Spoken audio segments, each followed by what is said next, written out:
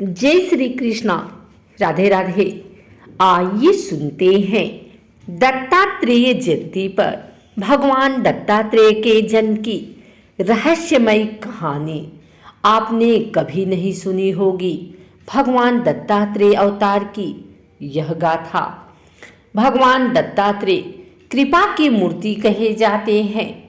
परम भक्त वत्सल दत्तात्रेय भक्त के स्मरण करते ही उसके पास पहुंच जाते हैं। इसीलिए इन्हें स्मृतिगामी तथा स्मृति मात्रानुगत्ता भी कहा गया है।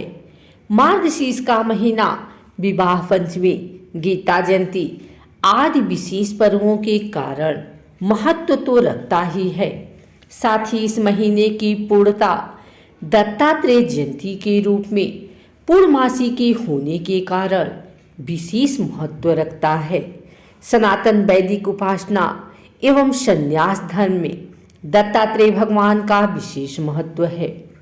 इस पर्व के दिन सदगृहस्थों के यहाँ व्रत पूजन तो होता ही है, लेकिन दशनाम सन्यासियों के अखाड़ों में विशेष आध्यात्मिक प्रवचन भी मिलते हैं, जिससे आराधना और साधना से विशेष पुण्य प्राप्त होता है।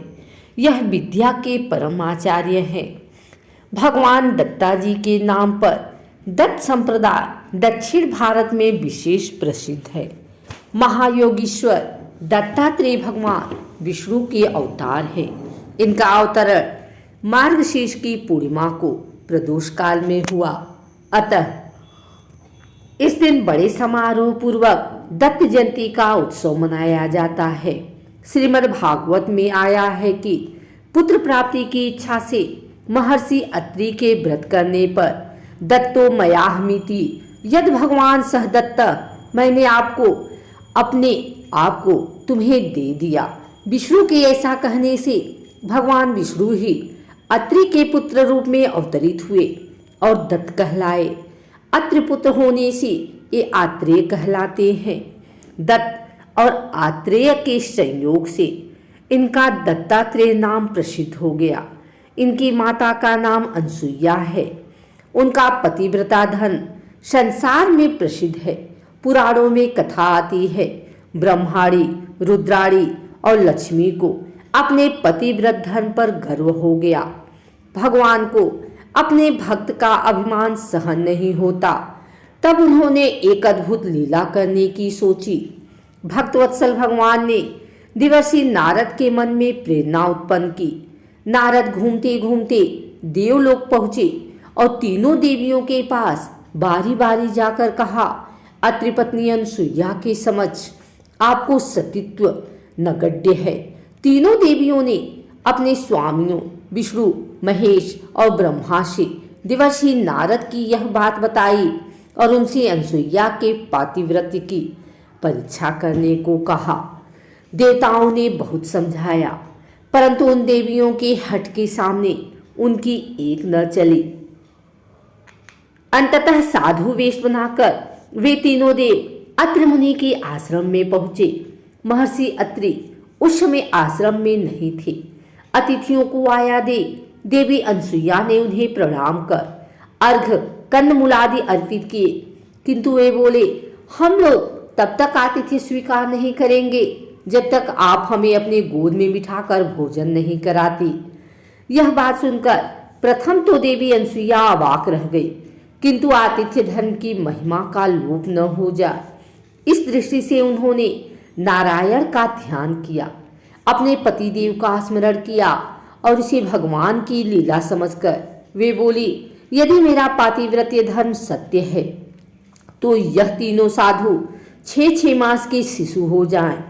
इतना कहना ही था कि तीनों देव 6 मास के शिशु हो रुदन करने लगे। तब माता ने उन्हें गोद में लेकर दुग्ध पान कराया, फिर पालने में झुलाने लगी। ऐसे ही कुछ समय व्यतीत हो गया। इधर देवलोक में जब तीनों देव वापस न आए तो तीनों देवियां अत्यंत व्याकुल हो गई। फलतः नारद आए और उन्होंने संपूर्ण हाल कह सुनाया।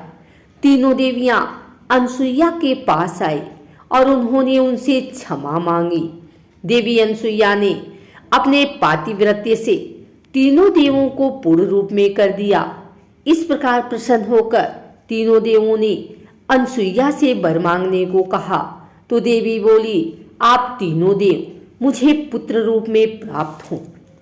तथास्तु कहकर तीनों देव और देवियां अपने अपने लोक को चले गए। कालांतर में यही तीनों देव अनसुईया के गर्भ से प्रकट हुए। ब्रह्मा के अंश से चंद्रमा, शंकर के अंश से दुर्वासा तथा विष्णु के अंश से दत्तात्रेय श्री विष्णु भगवान के ही अवतार हैं और इन्हीं के आविर्भाव की तिथि दत्तात्रेय जयंती कहलाती है। अगर आपको हमारी वीडियो अच्छी लगी हो तो इसे लाइक करें, कमेंट करें, शेयर करें। हमारे चैनल को सब्सक्राइब करके बेल नोटिफिकेशन ऑल पर सेट कर लें ताकि आगे आने वाली वीडियो सबसे पहले आप तक पहुंच सके। धन्यवाद।